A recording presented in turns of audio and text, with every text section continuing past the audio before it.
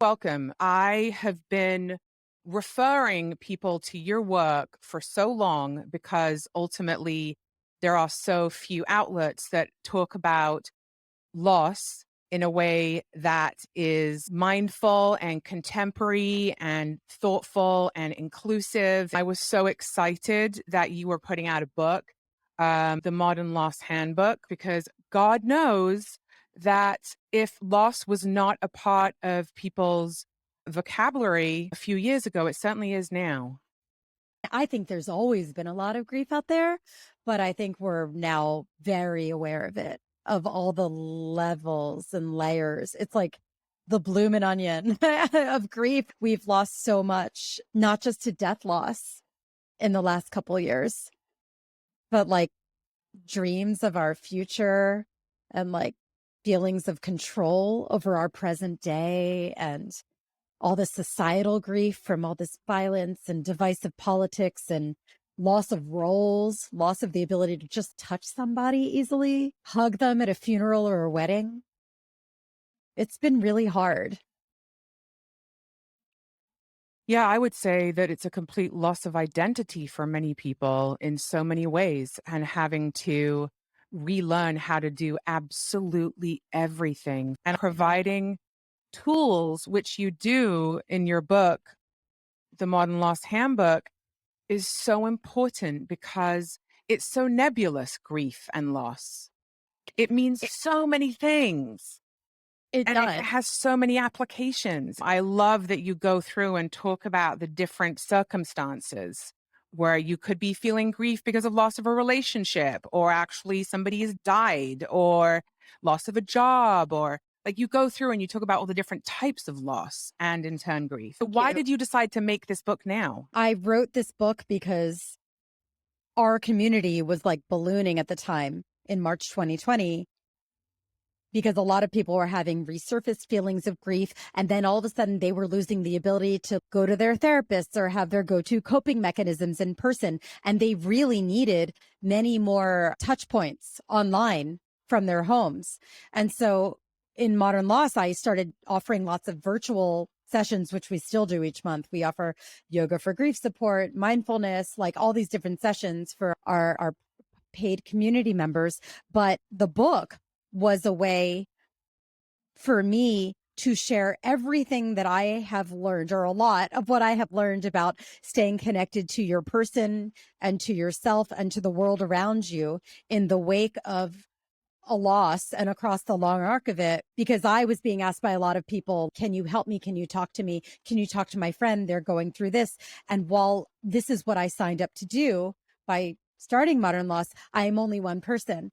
And I was still at home with my two little kids and my husband and dealing with COVID and dealing with having to work for myself. And it was very overwhelming and scary. And so the book was this way for me to channel all of this, channel me and give myself to you between two covers so that you could use it whenever you need to on your own timeline.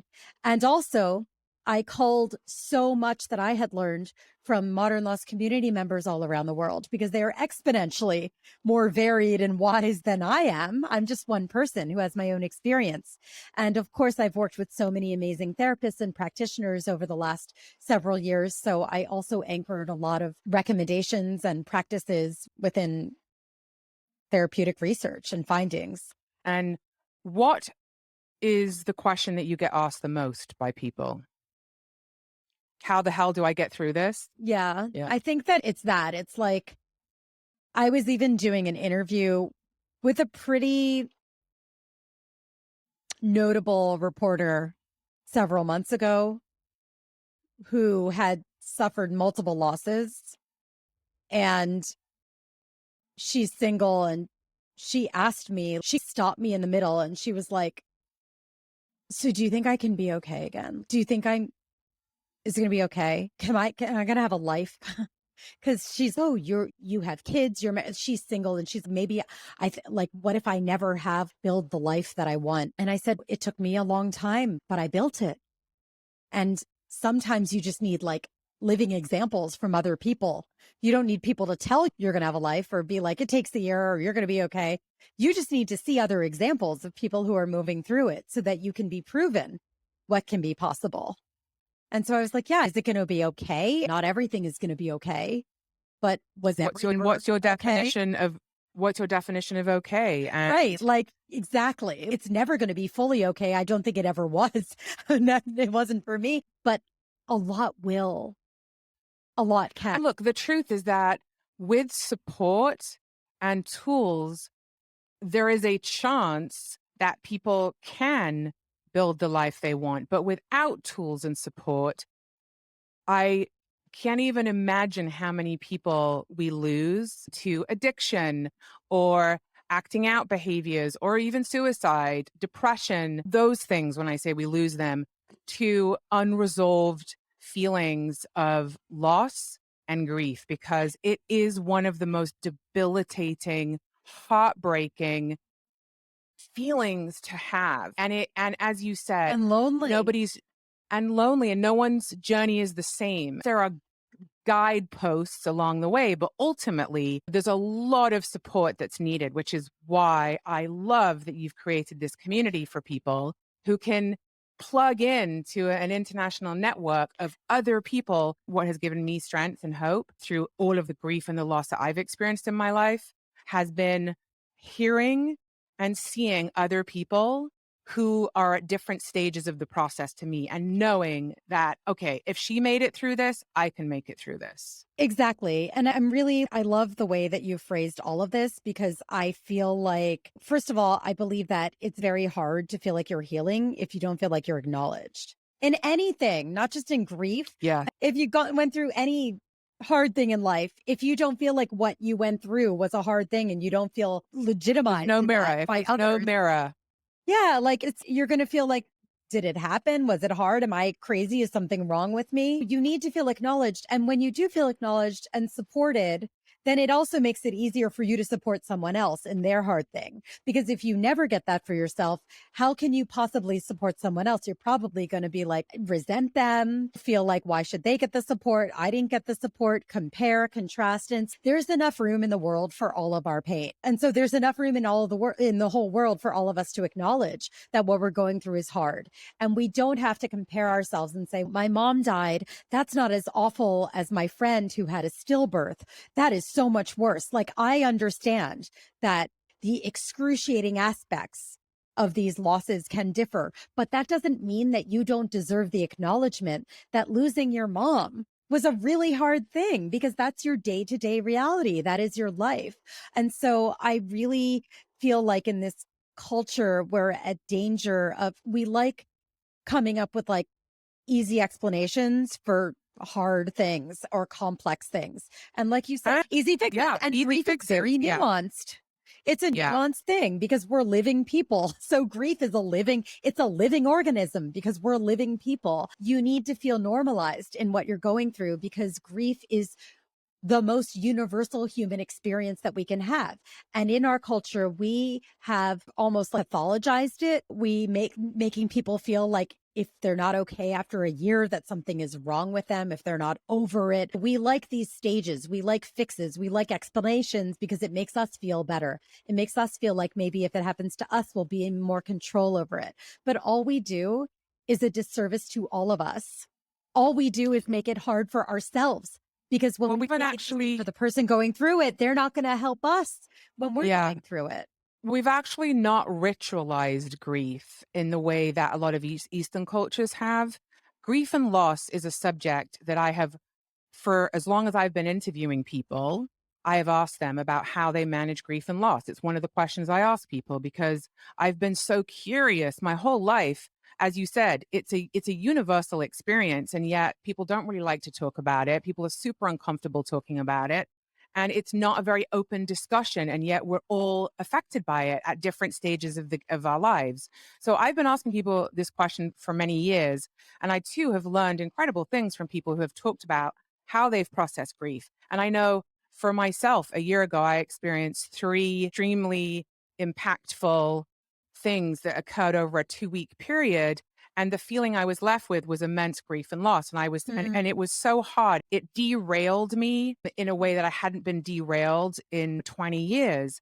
And so I've really had to apply everything that I know and learn so much that I didn't know in trying to course correct for myself, which is another reason I wanted to speak to you because I realized with all the people I've been speaking to over my own journey in the last year, how so many people are needing more tools. So many people are needing that validation, that safety of being acknowledged for what they're feeling. So many people are needing community to feel held and supported. So many people are needing people that have gone before them. And what you're offering is with your community, is that. And with your book, it's just a phenomenal tool. Personally, I've been very invested in what you're doing. Thank you. I think that as cheesy as this may sound, I really believe it. And I think I've proven it because it's what I do every day. I think that storytelling is a change agent. I think that the more we can share stories with each I other without embarrassment and in ways that are raw and vulnerable and real, that's when we're really going to affect change surrounding a theme that it's literally stupid to me that it's still a stigma. It's like the dumbest thing ever that talking about this stuff is a stigma because we're all going to experience it. And so I feel like community is really the salve we need during these times are scary. Maybe something is Oh yeah, terribly wrong with me and I'm an anomaly, but I personally feel like times are scary. I feel like everything is very tenuous. I feel like it is. whenever I I feel the look at same as the you. news, I like do it with one eye open. I'm like, what? Do I really want to see this? I probably don't. When I give NPR interviews, like I've been doing a lot of radio interviews for the book over the last couple of weeks, and I have to listen to the news feed in my ear as I wait to go on air. And it's by the time I start talking, I'm a little bit distracted because I'm so upset by what I've been hearing. And so we feel so alone. We feel so uneasy. We are also grieving. There are 1 million people on record who have died from COVID in this country alone. And the actual number is probably closer to 1.2 million. That's just from COVID alone. And there's something called a bereavement multiplier, which suggests that for every COVID death, 9 people are grieving that Mm. loss. So basic math, what, like 10 million people grieving 1.2 million deaths from COVID alone. And so that's all you need to understand or imagine the scale of grief, of the grief pandemic that we are just at the beginning of. We are at the tip of the iceberg here. And I'm not saying that to be a downer, Yeah. but This is the reality. We got to yeah, get like real people need to about the understand the reality. context. We think, oh, it's unimaginable. It's not unimaginable. You can imagine it. I just helped you to imagine it. I helped you to imagine that, like, the population of Austin, Texas has died from COVID during this pandemic. Imagine it. So just imagine that when you're walking down the street, everybody around you probably has a story. And when someone's freaking out, when like they can't get their oat milk latte, there's probably something else behind the freak out. Oh, Probably not just a joke. absolutely. Biggest wish is that people just cut each other a freaking break a little bit more. I'm so pleased you brought that up because what you're describing is empathy and compassion and understanding that such a huge amount of people are affected right now. And the thing is, we don't know what grief really looks like. I know for me and for many people I know who have just sometimes someone will say, I just feel off. I feel like I'm in a bubble or I feel exhausted and I don't know why. And oh, grief. Yeah. The last few weeks, we have had so many shootings. We have had devastating loss of lives, especially children. And for any of us who are sensitive beings, of which so many of us are, thank God, those collective losses and the grief and the sadness that so many people are feeling from those incidences have real tangible impact on us and our lives. So I wanted to talk a little bit about some of the tools, and I'm not looking for a quick fix because I know that there is no quick fix. But what I'm asking is for anyone who's listening to this who wants just what are some small things that people can do when they are feeling collective loss, personal loss, grief? What are some of those small things that are low lifts that people could get their heads around doing? Well, oh my gosh, I could answer that question for 5 hours, but out of respect to you and your time, I feel like I I talk about this line in the book, which is one of my go-to grounding lines, which is from a Rilke poem, and it's no feeling is final. That's one of the lines in it. And I said that to myself yesterday, in fact. I was like, no feeling is final. I'm not going to feel like this forever. I may not even feel like this like in 3 hours. And that helps me a lot. I encourage people to come up with things that resonate with them, that pull them back into the moment when everything feels like undoable, and remind themselves that when that feeling overtakes them, the best thing to do is to go micro and just get through the next hour, the next day. Don't worry about how like you're going to figure out your life.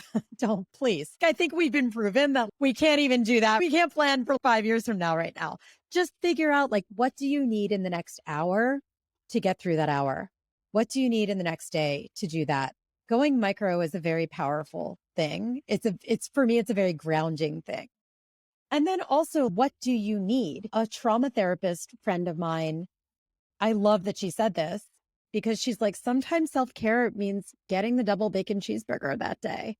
Maybe not every day, but sometimes it looks like getting that. Like you have to sit and listen to your body.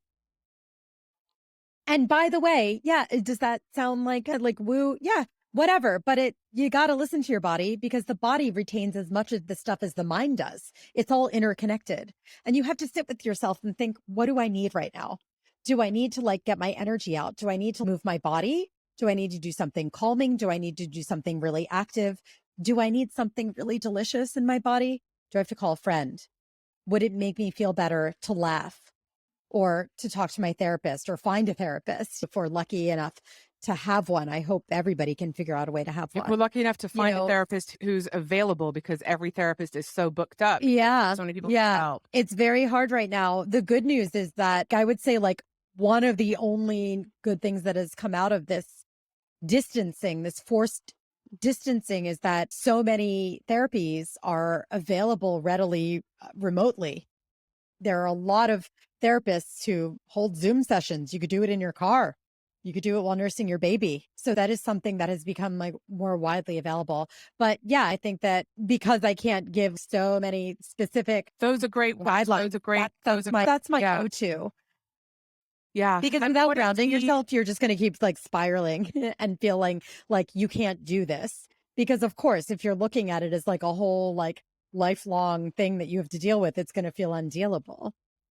Yeah, I agree with you about getting back into the moment. And I have a saying, which is, this too shall pass, right? Yes. Oh Oh, my gosh. That's my other, Amanda. That's the other one I have in the book. I say there are literally three lines that yank me into the moment. And one is the no feeling is final.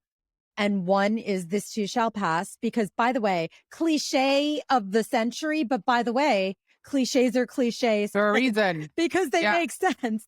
So Yeah. this too shall pass. And also my grandmom used to say that. So it like reminds me of her. And then it makes me feel very like warm. I think of her. I think of my love for her and how she loved me.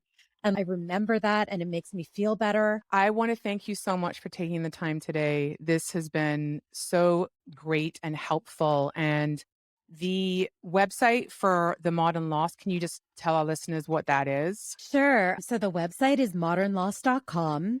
And I also run the Modern Loss newsletter, which if you go to the website, you'll be asked if you want to subscribe to it, but it's modernloss.substack.com. And it's such an awesome community of people who really support each other and pull each other through the muck and see each other and witness each other. And it just gives me hope every day.